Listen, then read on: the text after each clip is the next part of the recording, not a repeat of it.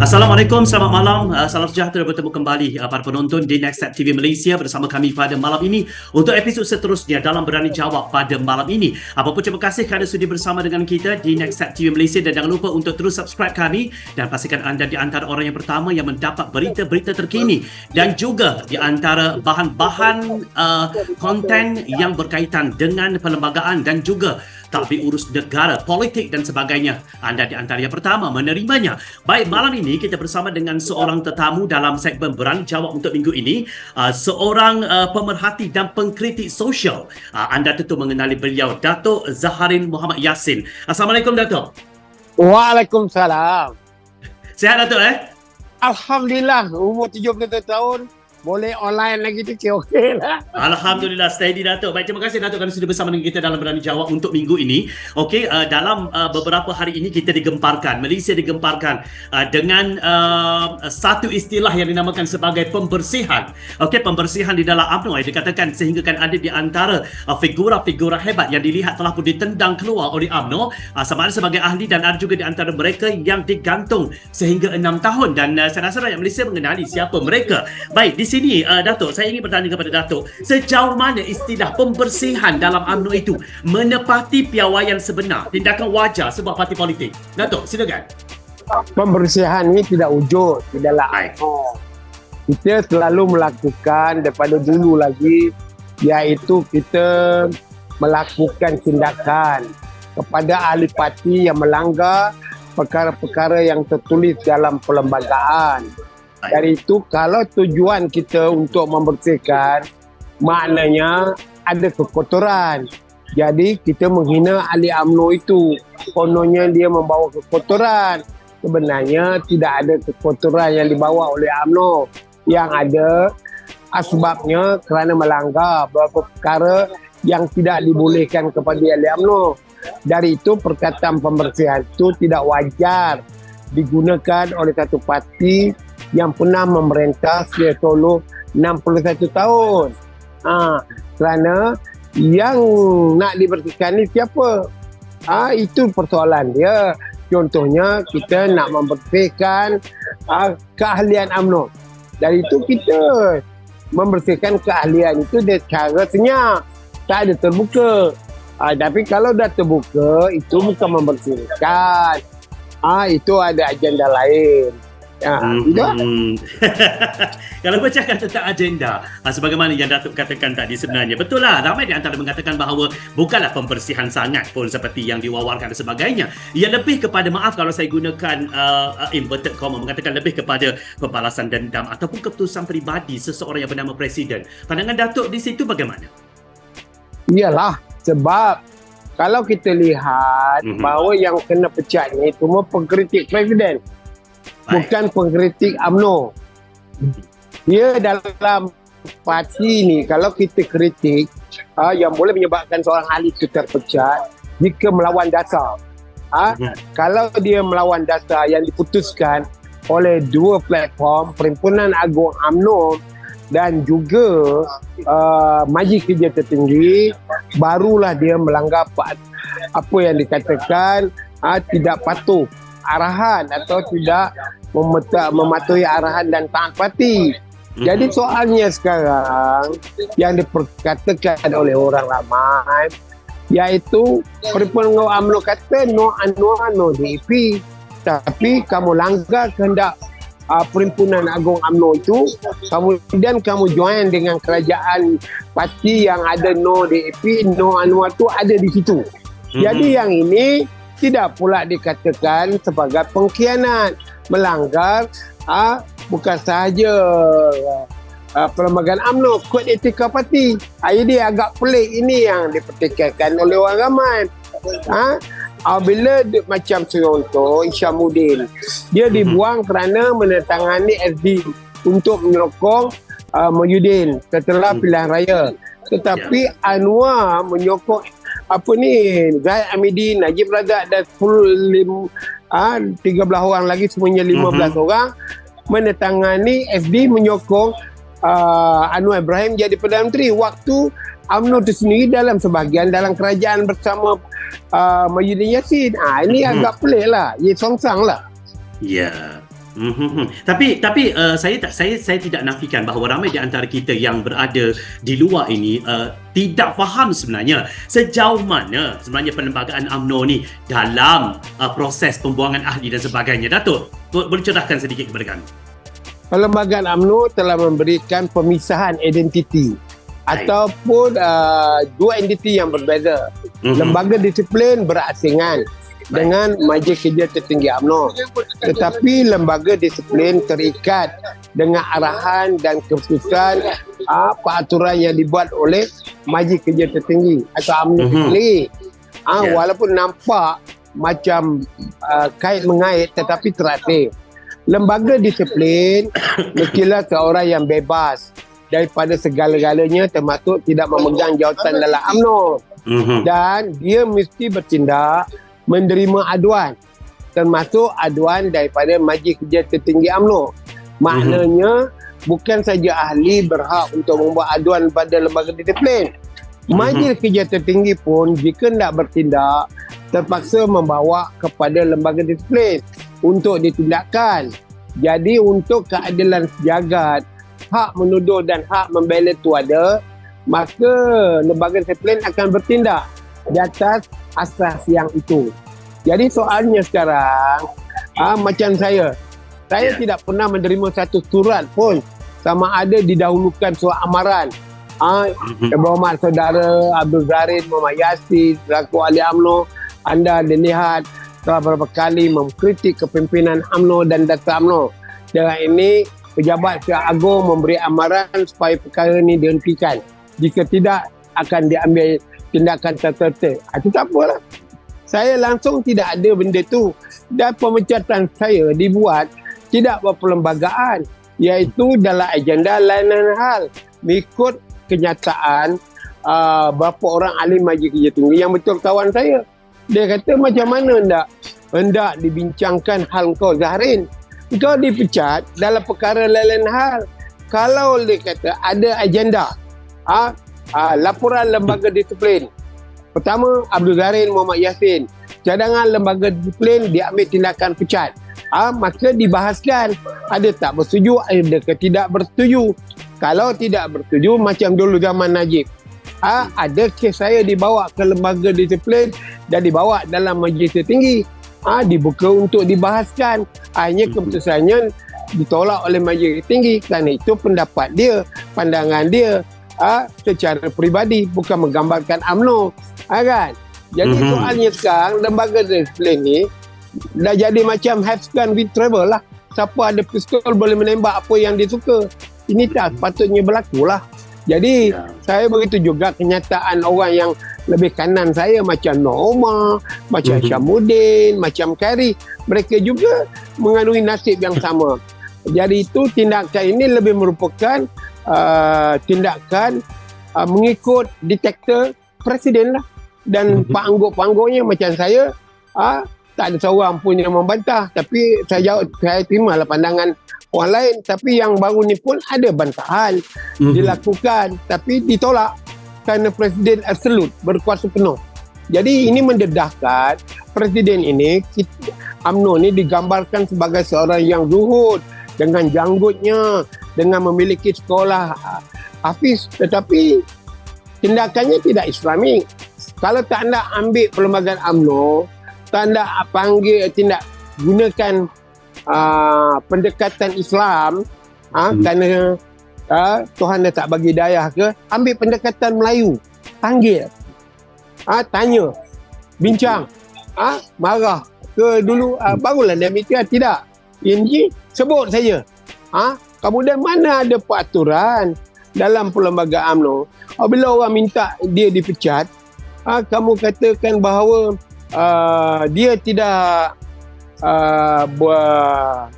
dia tak mahu dipecat, dia tidak mahu dipecat, dia tak mahu digantung, dia nak dipecat. Oh baik, kalau nak dipecat, okey, saya pecat awak.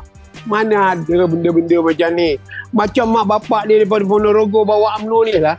Jadi ini yang saya nak kata tuan-tuan, para pendengar. Jadi kita tak boleh percaya orang yang berjanggut, pakai kopiah, setiap bulan puasa pergi umrah ni. Perangai dia dah dipenuhi dengan syaitan. Sebab kurang-kurangnya panggil. Kita ni berkawan. Ya. Berkawan. Jamuddin dengan Zahid berkawan. Khairi pun kena ingat bapa mentua Khairi yang bawa Zahid ni, Presiden UMNO ni jadi timbalan menteri, kemudian jadi menteri. Kenanglah jasa orang. Sikit banyak macam Dr. Mahathir, dia kenang jasa orang. Hussein Onn bagi dia timbalan, bagi dia bagi anak dia. Syamuddin jadi menteri, dia Tun Razak bawa dia jadi kerajaan balik. Dia bawa Najib sebagai menteri. Tapi jika ada silap, dia balun balik. Tetapi soalnya dia mengenang budi. Jadi Mahathir agaknya lebih baik sikit daripada Presiden UMNO yang sekarang ni, langsung tak mengenang budi. Dia nak jadi apa kalau dia tak ada jawatan esok? Orang ada senara mara, ada anak beranak. Jadi pada saya rasa dia balik ke Yogyakarta, baliklah ke Jawa ke kampung dia Ponorogo ke, setelah dia tidak lagi berjawatan TPM, akan dimaki oleh orang. Macam anak saya kan. Saya ada 4 anak perempuan, ada 11 cucu. Dia tahu bapak dia dipecat dalam UMNO, memalukan bapak dia. Mereka pun berkata, esok dia akan cerita dekat dia. Jadi apa nak jadi ni? Jagalah kita punya masa depan untuk jangan dimaki hamun. Itu pandangan saya. Baik. Kalau kita lihat Datuk Hishamuddin Tun Hussein dan juga Khairi Jamaluddin adalah di antara 2 nama besar yang sebelum ini kalau kita bercakap tentang pemilihan presiden, dan juga timbalan presiden, jawatan utama, Khairi Jamaluddin dan juga Hishamuddin merupakan di antara 2 nama yang sangat besar yang dikatakan di antara yang bakal menentang Zahid. Tetapi apabila ini berlaku, apabila Hishamuddin digantung 6 tahun, Khairi Jamaluddin perlu dibuang daripada UMNO, dilihat merupakan satu kerugian yang sangat besar kepada parti ini, dalam untuk mencapai matlamatnya pada masa-masa akan datang. Pandangan Datuk di situ bagaimana? UMNO tak rugi apa-apa terhadap pemecatan Hishamuddin atau Khairi Jamaluddin. Tetapi yang rugi orang Melayu. Yang rugi kepada ahli-ahli UMNO. Mereka akan melihat bahawa UMNO ini masih lagi nak dikuasai oleh pejuang-pejuang ataupun pemimpin-pemimpin UMNO yang berjuang melawan komunis. Maksudnya, dah anak-anak yang lahir era penjajah. Wahal kita dah 65 tahun merdeka. Patut kita bagilah peluang kepada anak bangsa yang berusia 65 tahun ke bawah untuk memimpin negara ini. Dari itu, mengikut falsafah kepimpinan, seorang pemimpin yang gagal ialah pemimpin yang tak melahirkan pemimpin selain dia. Jadi maknanya sekarang UMNO sejak Najib, sejak Mahathir, sejak Pak Lah tidak melahirkan pemimpin-pemimpin baru dalam UMNO ini. Jadi adalah terbentuk yang dipanggil secara evolusi Hishamuddin, Khairi ini. Kemudian itu ditebang, dipotong. Jadi ini bukan merugikan UMNO. UMNO itu tidak bernyawa, tetapi ahli-ahli, orang Melayu yang nak perubahan, tentulah terasa rugi terhadap kehilangan 2 tokoh ini. Hanya kalau dia nak mengajar pun, bagilah dia peluang 3 tahun. Ini kita jelas niat busuk dia bahawa pada tahun 2027, mereka ni tidak bertanding lagi sebagai ahli parlimen. Kerana atas bendera UMNO, Hishamuddin dah tentu tak boleh bertanding. Kerana 5 tahun, maknanya tahun 2028 baru dia boleh balik memohon atau merayu menjadi ahli UMNO. Jadi apakah hati busuk yang begini? Ini bukan pengajaran. Ini bukan satu hukuman. Ini satu tindakan nafsu yang melambangkan kita warak lepas dilantik jadi timbalan menteri pergi sekolah tabligh. Itu sebab orang selalu mempersendakan tabligh ni. Tinggalkan bini 3-4 bulan. Kamu tak tahu ke? Bila kamu tak main dengan bini lebih 3 bulan jatuh talak. Inilah perangai-perangai orang yang kadang-kadang salah asuhan tabligh. Kalau dia benar tak balik tabligh, dia zuhud, merendah diri, dia faham tanggungjawab dia sebagai manusiawi dalam manusia di dalam alam ni. Bersikaplah sebagai seorang pemimpin, membawa kebenaran, menunjuk jalan yang lurus, memberikan didikan. Itu dia pandangan saya.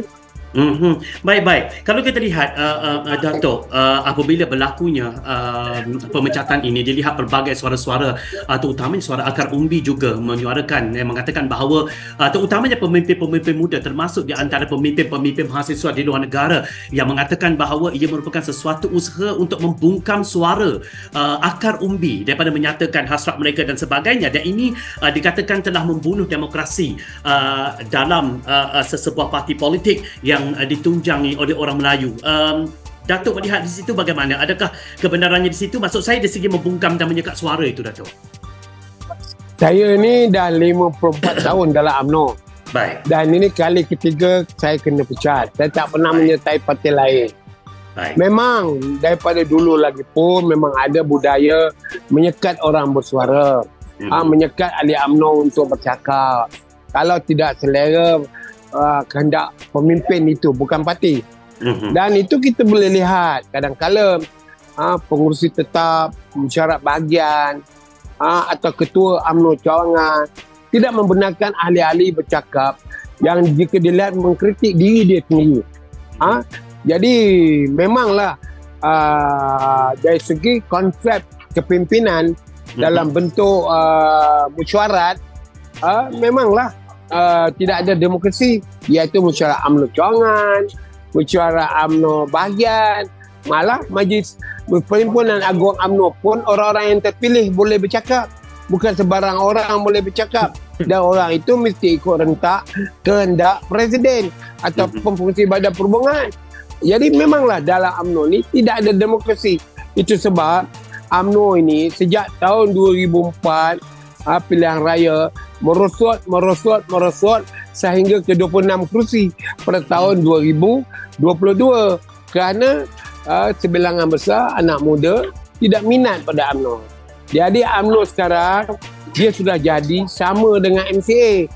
Ahli Cina, saya sebagai Ketua Barisan Nasional memang tahu banyak orang Cina bagi saya kad MCA. Dalam satu kawasan PDM tak kurang 200 orang ahli MCA dalam kawasan itu dan pengundi kawasan itu. Bila buka kertas undi, hanya 8 yang menyokong BN. Maknanya MCA ini sama macam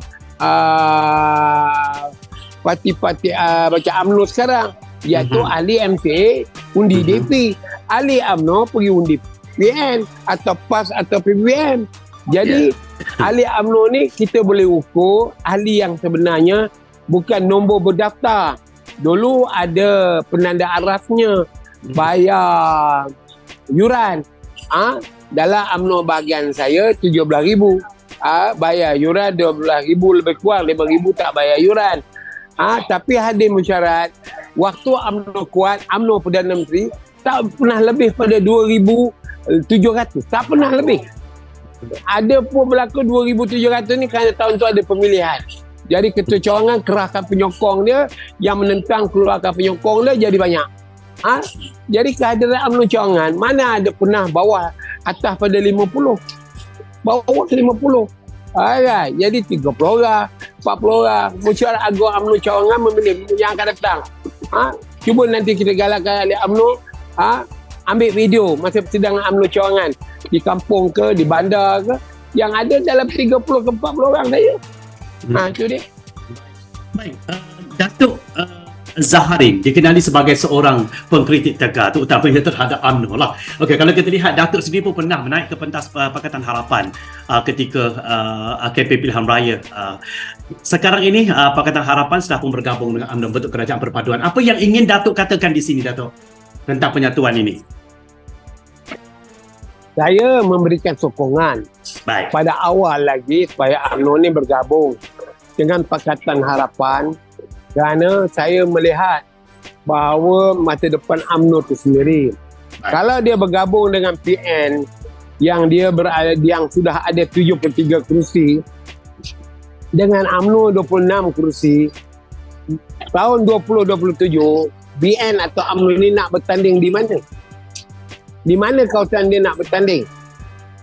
Yang dia boleh menang mudah. Kalau pergi ke PH, dia boleh bertanding untuk lawan 73 kursi ni. Kerana dia bergabung dengan PH. Jadi masalah yang bangkit sekarang, nampaknya UMNO ni sudah dibunilah. Macam saya kata dalam Facebook, UMNO megah jadi menteri 6 orang, tapi 5 menteri itu menteri seremoni saja, menteri pengajian tinggi. Apa yang dia boleh buat untuk ahli-ahli UMNO cari makan? Menteri luar berapa banyak ahli UMNO boleh jadi duta? Menteri undang-undang melepaskan ahli UMNO yang bankrupt mungkin boleh. Menteri MITI tak campur manusia, tak jemput ahli UMNO. Lagi kementerian-kementerian penting yang lain tak ada. Hanya Zahid saja yang ada kementerian yang dulu dipanggil Kementerian Pembangunan Luar Bandar. Boleh orang UMNO kejar dia untuk dapat projek dengan agensi-agensi dia. Dari itu, kerajaan ni tidak kuat. Kerana UMNO ni yang bergabung ialah ahli politik kepimpinan dia saja, bukan partinya. Partinya tak terasa macam sekarang berlaku di Bandar Tun Razak sendiri. Majlis perwakilan penduduk dipulaukan oleh UMNO kerana bilangannya dikecilkan. Bilangannya tidak sewajarnya. Begitu juga di Selangor, ahli-ahli majlis daerah tidak diletakkan pemimpin atau pewakil dari UMNO. Dari itu hanya 6 ekor menteri dengan 20 orang ahli parlimen dah tolak satu, tinggal 19 yang menyokong kerajaan PH. Itu sebab saya kata kerajaan ini akan tumbang dalam 6 bulan lagi. Setelah berlakunya pilihan raya negeri, UMNO tak menang satu kursi pun. Apabila tak menang 6 kursi, pencinta-pencinta UMNO, ahli-ahli UMNO Tegar akan desak supaya diperbetulkan balik. Sama ada untuk menghadapi undi tidak percaya, membuang Zain Amidi sebagai presiden, kerana saya rasa sekarang cawangan-cawangan pun akan melakukannya dalam bentuk kata dua kepada ketua-ketua bahagian. Jadi basicnya dah ada tindakan-tindakan ini. Dari itu saya melihat Kerajaan Pakatan Harapan ini dengan Datuk Seri Anwar Ibrahim hari ke hari bagus. Nampak ada perubahan membaiki pentadbiran negara, tetapi cacat kerana nilai setitik rosak sesebelanga apabila dia meletakkan anak dia sebagai penasihat kanan. Bukan penasihat saja, penasihat kanan. Maknanya semua penasihat yang ada itu dia ketua lah. Taklah dia panggil macam di White House, ketua penasihat White House, dia tak panggil senior advisor. Di sini kita panggil penasihat kanan. Maknanya penasihat, semua penasihat yang ada di pejabat PMO tu Nurul Izzah lah ketua dia.